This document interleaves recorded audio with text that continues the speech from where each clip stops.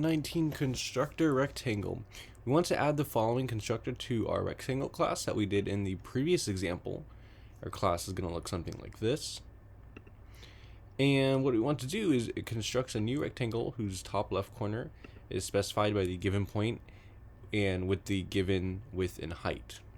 So this is pretty much just declaring, editing these fields right here, initializing them. So let's do that. We have a point P right here, and we have height and width.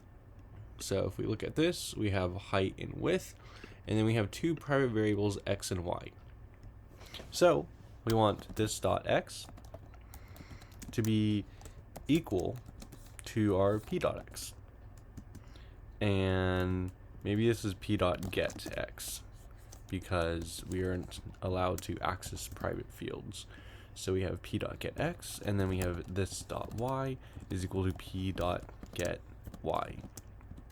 So that should get those points, and then we'll have this dot width is equal to width, and then this dot height is equal to height. So we're just filling in these variables that we had empty in our other class. Let's see if that works.